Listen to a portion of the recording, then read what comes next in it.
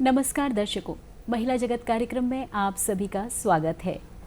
आज के अंक में हम बात करेंगे बालिकाओं के सामने आने वाली चुनौतियों की और साथ ही उनके अधिकारों के संरक्षण के बारे में।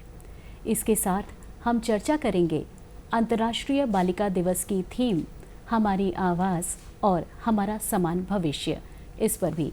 तो इसके लिए आज हमने अपने स्टूडियो पर आमंत्रित किया है नीलिमा मिश्रा जी को। नीलिमा जी, आपका बहुत बहुत स्वागत है। नमस्कार सभी को। धन्यवाद शिवानी। मेरा नाम नीलिमा मिश्रा है और मैं हाउस वाइफ हूँ जी। मेरी 2 बेटियाँ और 1 बेटा है। मैंने कभी बेटियों और बेटे में कोई फ़र्क नहीं किया जी। मेरी बेटियाँ वेल सेटल्ड हैं, वेल एजुकेटेड हैं जी। बड़ी बेटी PWD में सिविल इंजीनियर, छोटी बेटी कंपनी सेक्रेटरी है। फिलहाल वो जॉब पे नहीं है। अच्छा। अपनी घर गृहस्थी संभाल रही है। वो भी एक बहुत बड़ा जॉब रहता है। तो आपका एजुकेशन क्या है नीलिमा जी? मैंने वैसे तो साइंस ग्रेजुएट हूँ मैं जी। और इकोनॉमिक्स में MA किया है। अरे प्लस शादी के बाद मुझे घर में इतना अच्छा माहौल मिला कि अच्छा। मैंने BA किया। अरे वाह। और मुझे पढ़ने का बहुत शौक रहा है शिवानी। अच्छा। हाँ बहुत शौकीन हूँ पढ़ने की। और जी। आमतौर पे मैं ये देखती हूँ कि लड़कियाँ या महिलाएं जी। शादी के बाद या जिम्मेदारी बढ़ने से अब जो उनका जो शौक होते हैं पढ़ना लिखना छोड़ देती, पर मैंने अपना ये शौक बरकरार रखा है। जी। आज भी मुझे जब भी समय मिलता है, अच्छा। चाहे वो रात को ही क्यों ना हो, अच्छा। मैं जरूर पढ़ती हूँ और अच्छा साहित्य पढ़ती हूँ। अच्छा, तो किस तरीके की रुचि है आपकी? आप लिखती भी हैं क्या? जी, मैं लिखती भी हूँ। अच्छा जी। अच्छा, एक जैसे हम बात कर रहे हैं बालिकाओं की, तो एक लड़की के तौर पे क्या आपका भी कुछ स्ट्रगल रहा है अपने जीवन में? वैसे तो शिवानी जी कुछ खास स्ट्रगल नहीं रहा मुझे, क्योंकि मेरे घर में मेरे पिताजी, मेरे दादा, कभी ऐसा माहौल नहीं रहा। अच्छा। बेटी बेटे में कोई फ़र्क महसूस नहीं किया। और मुझे याद है जब आज से पता नहीं कितने बरस पहले जब नागपुर और महाराष्ट्र और मध्य प्रदेश एक थे। जी, जी। उस समय मेरे दादाजी ने मेरी बुआ को हिंदी साहित्य में MA करने के लिए नागपुर भेजा था। अरे वाह। अब मेरी बुआ वहाँ से पढ़कर फिर वहीं मॉरिस कॉलेज में वो HOD बनी, उसके बाद प्रिंसिपल के पद पर उनकी स्थापना हुई। तो शुरू से ही मेरे घर में ऐसा मुझे कभी इस प्रकार की चुनौती का सामना नहीं करना पड़ा। चलिए, ये तो बहुत अच्छी बात है। तो देखिए, शिक्षित परिवार का तो ये फ़ायदा होता ही है। तो मैं चाहूँगी कि आप हमारी बालिकाओं को ना जीवन में शिक्षा के महत्व के बारे में ज़रूर बताइए। शिवानी जी, बालिकाओं के लिए, बेटियों के लिए पढ़ना लिखना बहुत ही ज़रूरी है। शिक्षा प्राप्त करना तो बहुत ज़रूरी है। हाँ। शिक्षा का जीवन में बहुत महत्वपूर्ण, बहुत महत्व है। और बेटियों को अच्छी शिक्षा मिले, अच्छे संस्कार मिले, अच्छी शिक्षा मिले। और शिक्षा के लिए मैं समझती हूँ कि शिक्षा का मतलब ये नहीं किसी ऊंचे पद पर आसीन होना। शिक्षा हमारे स्वभाव में विनम्रता लाती है, सौजन्यता लाती है, सौम्यता लाती है। हमारे विचार खुलते हैं शिक्षा से, अच्छी शिक्षा से। तो हम अपनी बेटियों को जरूर पढ़ाएं और उन्हें शिक्षा के अवसर दें। जी जी। और शिक्षित होने से क्या होता है, आप आने वाली पीढ़ी को भी उस तरीके से संस्कारों में बांध सकते हैं। जी बिल्कुल। तो शिक्षा का महत्व तो बहुत अच्छे से समझाया आपने। अच्छा, ये बताइए कि जैसे बालिकाओं को आजकल हर रोज़ देखा गया है कि एक नई चुनौती का सामना करना पड़ता है। तो किस तरह वो हर दिन एक नई चुनौतियों का सामना करें? बालिका को तो जैसे घर में ही कई बार उनको इस प्रकार की बालक बेटी बेटे के भेद का सामना करना पड़ता है। जी, शुरुआत तो जैसे जैसे भाई है, ये बेटा है, तो बेटे को ज़्यादा महत्व दिया जाएगा उसकी शिक्षा के लिए या उसके अधिकार के लिए, उसकी रुचियों, उसके शौक के लिए, उसके खान पान के लिए। तो यहाँ बेटियाँ थोड़ा सा होती, लेकिन वो अपना अधिकार, अपना हक मांग सकती हैं, बिल्कुल विरोध कर सकती हैं। और अभी जो समाज में इतना बुरा माहौल बना हुआ है, जी जी जी, बच्चियां पढ़ने बाहर जा रही हैं, जी, कैरियर के लिए आगे बढ़ने के लिए बाहर निकल रही घर से, तो आए दिन कभी अपहरण, कभी कुछ ऐसा उनको सामना करना पड़ता है इन प्रकार की चुनौतियों का। तो हम अपनी बेटियों को आत्मरक्षा कैसे गुर सिखाएं जी जी कि वो ऐसे समय पर कभी विपरीत परिस्थिति पे वो इन चुनौतियों का डट कर सामना कर सके। जी जी जी जैसे आजकल बहुत से एडवांस टेक्नोलॉजी भी डेवलप हो गई, जैसे जी, जी।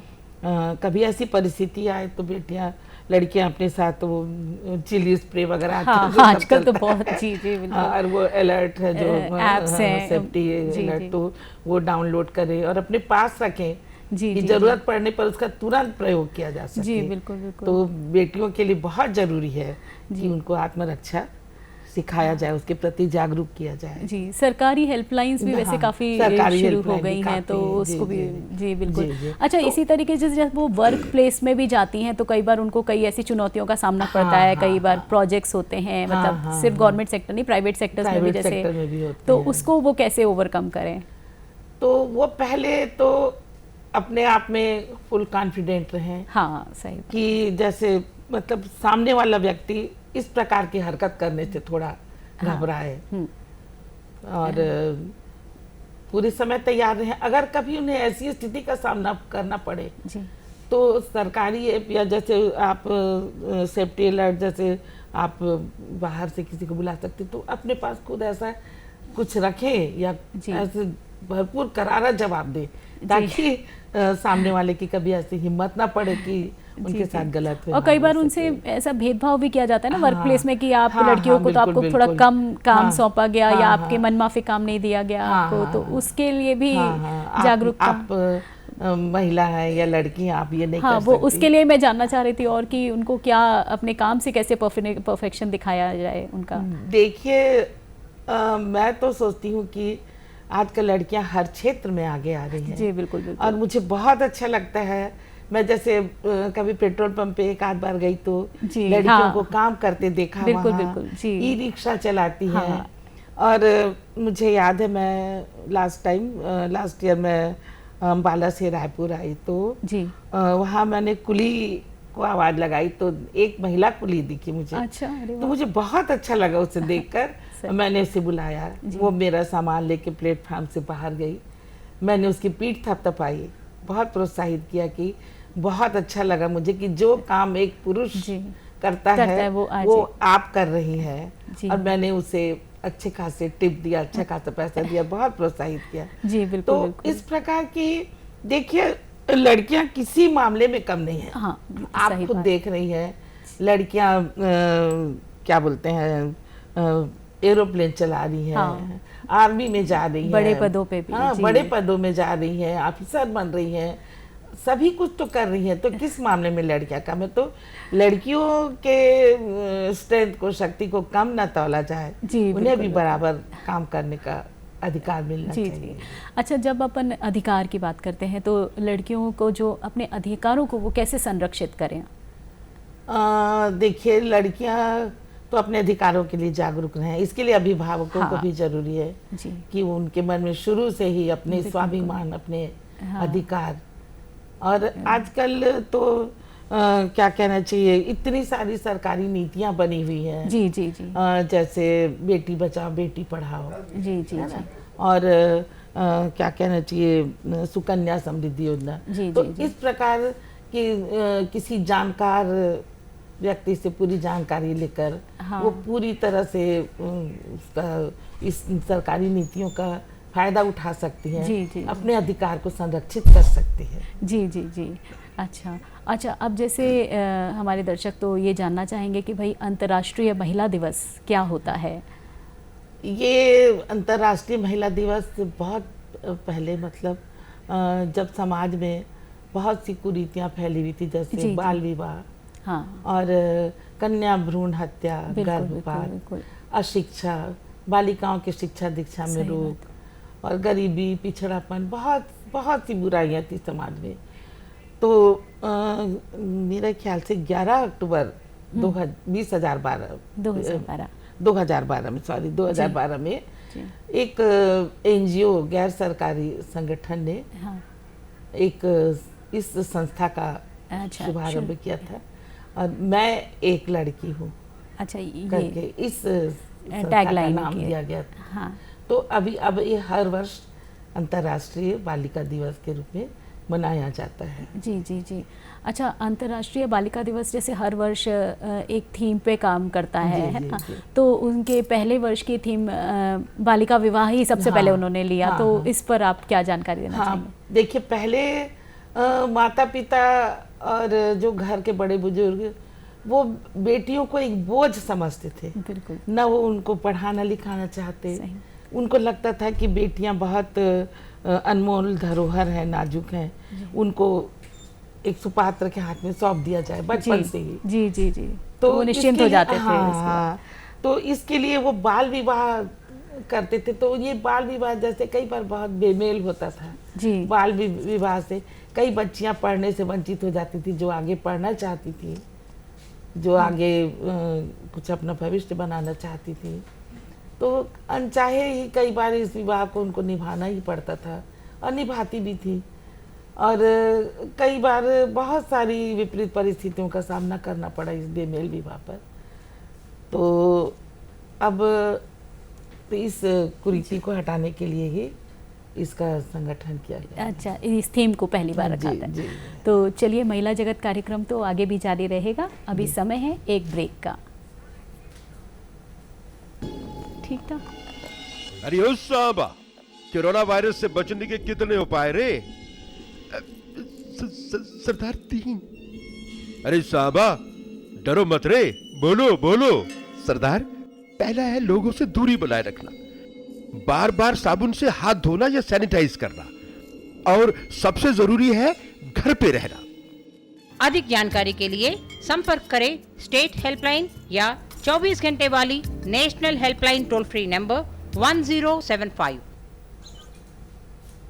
महिला जगत कार्यक्रम में ब्रेक के बाद फिर आपका स्वागत है। तो हम बात कर रहे हैं नीलिमा मिश्रा जी से आज बालिकाओं के ऊपर। तो चलिए अपने कार्यक्रम को अब आगे बढ़ाते हैं नीलिमा जी, जी, जी। और अगला जो मेरा प्रश्न है, अभी हम उनके अधिकारों की बात कर रहे थे, फिर हमने बात की अंतर्राष्ट्रीय बालिका दिवस के बारे में। जी, जी, तो जी। अंतर्राष्ट्रीय बालिका दिवस जैसे कि हर वर्ष एक थीम के साथ आता है, तो जी। इस बार की जो थीम है वो है हमारी आवाज़ और हमारा समान भविष्य। जी, तो जी। इस बारे में आपकी क्या राय है? इस बारे में तो मैं ये कहना चाहूँगी कि सबसे पहले बेटी बेटे का भविष्य, जी उनकी पढ़ाई लिखाई, उनकी शिक्षा दीक्षा, उनका लालन पालन समान हो, उनमें कोई भेदभाव ना किया जाए। बिल्कुल बेटियों को भी अच्छी शिक्षा, अच्छे कैरियर, अच्छे लालन पालन का पूरा हक है। जी बिल्कुल, और बिल्कुल। कहीं ऐसा होता है तो बेटियां अपनी आवाज़ उठाएं, जी अपनी आवाज़ बुलंद करें कि हमें भी अधिकार दो, हमें भी अधिकार चाहिए। जी जी जी तो इसके लिए अभिभावकों को मैं ये सलाह देना चाहूँगी कि कभी भी बेटी बेटे में के लालन पालन में कोई भेदभाव ना करें। जी जैसे बेटे होते हैं वैसी तो बेटियां भी होती बिल्कुल हैं। बिल्कुल सही बात है जी। तो अब जैसे आवाज़ उठाने की बात अपन करते हैं, तो क्या होता है कई बार बालिकाएं जो रहती हैं ना, बहुत सकुचा जाती हैं या झिझक जाती हैं, जी। या वो खुल के आगे नहीं आ पाती हैं। तो उनको आप कैसे प्रोत्साहित करेंगे कि भाई जो भी अपनी बात है वो रखें, आगे बढ़ें, लोगों को बताएं इस तरीके से? तो इस संबंध में मैं ये कहना चाहती हूँ कि कई बार बेटियों को घर में ही इस प्रकार की स्थिति का सामना करना पड़ता है।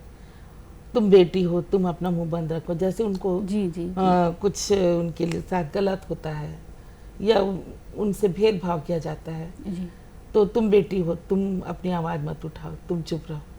तो उसके लिए उनको पुरजोर विरोध होना चाहिए। और हम अभिभावक उनके मन में इतना क्या कहना चाहिए, मतलब आत्मबल भरें जी कि वो अपना विरोध प्रकट कर सकें। और कई बार लड़कियां संकोच करती हैं, झिझक जाती हैं, जी अपनी बिल्कुल। शारीरिक मानसिक अवस्था को ठीक से नहीं बोल पाती हैं। तो उसके लिए माता पिता अभिभावक को चाहिए जी कि वो अपने बच्चों में ऐसा जी। आत्मसम्मान भरें और निडरता, थोड़ी डेयरिंग भी हो जी। कि जो हो रहा है जी। गलत हो रहा है, तो हमें इसका प्रतिकार विरोध करना चाहिए। जी जी जी जी। अच्छा, अब जैसे हम बात कर रहे थे कि हमारा समान भविष्य, तो माता पिता को आप क्या सुझाव देंगे कि कैसे, जैसे अब एक बेटी और एक बेटा है, तो दोनों का समान भविष्य की योजना वो कैसे बनाएं? देखिए, माता पिता को तो चाहिए कि बेटी बेटी दोनों को समान शिक्षा दें। जी। और अभी अभी जो बालिका के लिए सरकारी बहुत सी नीतियां बन रही हैं अभी, जी। तो उनका भी वो फायदा उठा सकते हैं। जैसे माता पिता हो सकता है कई बार जैसे केवल एक बच्चे का वहन कर सकते हैं खर्च। कई बार परिस्थितियाँ, आर्थिक परिस्थितियाँ ऐसी होती हैं, तो सरकार ने बेटियों के लिए बहुत सी नीतियां बनाई हैं। अच्छा। बेटी बचाओ बेटी पढ़ाओ, हाँ। है ना, और सुकन्या समृद्धि योजना, तो वो इस चीज का पूरा भरपूर लाभ ले जी। और बेटी को भी बराबर शिक्षा दें, बराबर उनका लालन पालन करें। तो माता पिता से मैं यही कहना चाहूँगी। जी जी जी। अच्छा, अब जैसे करियर आजकल कितना इम्पोर्टेंट हो गया है सबके लिए, लड़कियों को भी लगता है, तो बालिकाएं अपना करियर कब से और कैसे शुरू करें? बालिकाएं और बालक दोनों, जैसे जब लड़कों का करियर शुरू, तो बेटियों को भी अपने करियर बनाने का पूरा हक है। जी। बिल्कुल कर सकती हैं। वो पढ़ते पढ़ते ही उनके माता पिता उनको बताएं कि आप किस शिक्षा या किस क्षेत्र पे जाएं जहां आप सफल हो सकते हो। ये तो कई बार बेटियों की रुचियों के ऊपर भी निर्भर करता है। जी। कई लड़कियां टेक्नोलॉजी की लाइन में जाना चाहती हैं, जी। कोई आर्ट्स के, मतलब कुछ ना कुछ उनकी जो रुचियां होती, तो उनको हम बराबर विकसित करें और उन्हें उस क्षेत्र में जाने के लिए, उस पर अपना करियर बनाने के लिए उन्हें प्रोत्साहित करें। अच्छा, तो जैसे अब शिक्षा की बात करते हैं, तो कई बार जैसे अब छोटे लोग हैं या मध्यम वर्गीय हैं या उससे भी कम है, तो वो लोग एक नॉर्मल शिक्षा बेसिक तो दे देते हैं कि भाई 11th 12th तक वो पढ़ ली, पर अब जो हायर एजुकेशन की अपन बात करते हैं, जो बेसिकली करियर बनाएगा, उसके लिए फिर वो क्या करें कि वो बाहर भेज सकें, बच्चियों को पढ़ा सकें, और मतलब मानसिकता भी चेंज करें, प्लस और क्या टेक्निकली वो कर सकते हैं कि वो बाहर भेज सकते हैं बच्चों को? तो अभी तो मैंने कहा ना, सरकारी नीतियां बहुत अच्छी हैं बेटियों के लिए, तो उनको शिक्षा के लिए, उच्च शिक्षा के लिए लोन भी मिलता है। हाँ। प्लस अभिभावक जो छोटी छोटी जो योजनाएं हैं जी, उन पर मतलब कुछ फंड शुरू से उनके लिए कुछ निवेश कर सकते हैं। निवेश, जी जी। तो वो पैसे फिर आगे जाके उनके बेहतर भविष्य के लिए, बेहतर शिक्षा के काम आ सकता है। बिल्कुल सही तो बात है। इस प्रकार माता पिता खुद जागरूक रहे जी, बिल्कुल अपने बच्चों, अपनी बेटियों के लिए। और मुझे यही कहना है कि माता पिता खुद जागरूक रहे, ताकि उनकी बेटियों का भी भविष्य और उनका करियर आगे बढ़ सके। जी जी। जैसे कई बार वो डरते हैं कि आजकल के माहौल में हमको बाहर नहीं भेजना, या क्या होगा बाहर भेजने से, तो उसके लिए आप क्या सुझाव देंगे? देखिए वैसे तो खतरा तो कदम कदम पे है। जी, बिल्कुल सही बात तो है। उसके लिए हम अपने बेटियों को आत्मरक्षा और आत्मबल उनके अंदर बढ़ाएं। जी। वो हर मुसीबत, हर कठिनाइयों का डट कर सामना कर सकें, और उनको हम माता पिता, अभिभावक शुरू से ऐसे संस्कार दें कि वो अच्छी बुरी चीज़ों की पहचान रख सकें, उनको अच्छे संस्कार, उनको अच्छी संगति रहे उनकी, और कौन सा रास्ता गलत है या किस इस पे जाने पर तुम्हारी हानि हो सकती है। जी जी जी। तुम्हारा जीवन बर्बाद हो सकता है। जी। इस प्रकार हम बचपन से ही बेटियों को क्या, बेटों को भी, बेटों के साथ भी ऐसा होता है। जी। तो ये हम शिक्षा, हम सबसे पहला स्कूल या सबसे पहले जो शिक्षा का, वो तो घर ही होता है, परिवार ही होता है। जी, बिल्कुल। तो हम अपने बच्चों को इस प्रकार की शिक्षा दें कि वो हर प्रकार की चुनौती का सामना करें, और बाहर जाने पर भी उनमें एक आत्मविश्वास रहे, वो हर काम कर सके। जी। अच्छा, जैसा कि हम देखते हैं कि ज़्यादातर बालिकाएं दोहरी जिम्मेदारियां निभाना चाहती हैं, और उस जैसे घर का वो भी उतना ही संभालना चाहती हैं, और बाहर कार्य क्षेत्र में भी उतनी ही निपुण होना चाहती हैं, तो उसके लिए कई बार वो वंचित भी हो जाती हैं कई चीज़ों से, तो उसके लिए आप उनको क्या सुझाव देंगे? जी, मुझे लगता है शिवानी जी की नारी में अपार शक्ति होती है। हाँ, ये तो बिल्कुल। दोनों जिम्मेदारियां वो बहुत संवेदनशील होती हैं, और बखूबी अगर उन्हें सही मार्गदर्शन, अच्छा भरपूर सहयोग मिला, तो वो दोनों जिम्मेदारी बहुत अच्छे से निभा सकती है। लेकिन कई बार क्या होता है कि परिवार बढ़ने से, बच्चे आने से थोड़ा परेशानी होती है, तो उसके लिए उनको भरपूर सहयोग मिले परिवार से, पति से, ताकि वो अपना दोनों तरफ की जिम्मेदारी निभा सके, उनमें संतुलन बनाए रख सके। जी जी। और इस प्रकार वो ऑफिस का भी वर्क कर सकती हैं। और कभी ऐसी स्थिति आई तो जरूरी नहीं है कि उसके बाद फिर उनकी लाइफ में दोबारा ये सब कैरियर नहीं बढ़ सकता। वो कर सकती हैं, बिल्कुल कर सकती हैं, एक उम्र के बाद कर सकती हैं। तो बेटियों में तो इतना दम कम होता है कि वो जब चाहे शुरुआत कर सकती है। अच्छा, बालिकाओं को कई बार जैसे बचपन से ऐसा लगने लगता है कि भाई अगर भाई बहन है तो जो अगर भाई को ज़्यादा, तो वो खुद भी ज़्यादा इंटरेस्ट लेना बंद कर देती हैं। तो ऐसा क्यों होता है? मतलब ये मेरे ख्याल से पता नहीं, प्रकृति के द्वारा ये क्यों ऐसा नियम है कि बेटियां हमेशा क्या कहना चाहिए, त्याग करने के लिए बेटियों को ही तो इसके लिए तो मैं चाहूँगी कि इसके लिए माता पिता ही बेटियों को थोड़ा सा मतलब इस चीज़ से बचाएं, उनको बताएं कि नहीं बेटा तुम्हारा भी समान हक है, और कभी भेदभाव ना करें दोनों बच्चों में। जी जी जी। तो वही मैं जानना चाह रही थी। अच्छा, आप तो भाई साहित्य पढ़ती हैं, लिखती भी हैं, तो क्या आपने हमारी लड़कियों के लिए भी कुछ लिखा है क्या कुछ? हाँ बिल्कुल। मैं कहना चाहती हूँ कि मेरी प्यारी बच्चियों, तुम तो सृष्टि हो और सृष्टि का सुंदर वरदान हो। तुमसे ही घर परिवार, एक सुंदर संसार की स्थापना होगी। तुम अपनी शिक्षा दीक्षा, अपनी पढ़ाई, अपने विचार, अपना तन मन सभी कुछ स्वस्थ रखो। तुम तो जननी हो, प्रकृति ने तो तुम्हें एक माता बनने का गुण दिया है। तो तुम अगर स्वस्थ रहोगी, शिक्षित रहोगी, संस्कारित रहोगी, तो एक सुंदर परिवार, सुंदर समाज की स्थापना होगी। जी बिल्कुल। और थोड़े बहुत संस्कारों के बारे में भी आपसे जानना चाहेंगे कि जी। बचपन से कैसे संस्कार देने चाहिए बेटियों को? मैं कहना चाहिए कि मैं तो जैसे मेरी बेटियों को मैंने बहुत मैं सोचती हूँ कि मैंने मेरी बेटियाँ बहुत संस्कारी हैं। जैसे हम संयुक्त परिवार में रहे हैं शुरू से ही। मेरे सास ससुर और मेरे देवर, हम साथ में रहते थे। तो मेरी बेटियां बुजुर्गों का बराबर सम्मान करती रही। और आगे उनमें ये संस्कार आए कि वो अपने घर परिवार, अपने ससुराल में भी जाके बहुत अच्छे से निभा रही हैं जिम्मेदारी को। माता पिता, सास ससुर, जो भी रिश्ते हैं, सबको बहुत अच्छे से निभा रही हैं। और कभी भी किसी को क्या कहना चाहिए, मतलब एक अब आपसे एक कविता जरूर सुनेंगे तो आपकी बिल्कुल बेटियों पे। हाँ, आपकी तो रचित कविता। क्या इसको मैं देख सकती हूँ? बिल्कुल बिल्कुल। जी जी जी। क्योंकि इसको मैंने ही लिखा है। जी बिल्कुल। हाँ, बिल्कुल।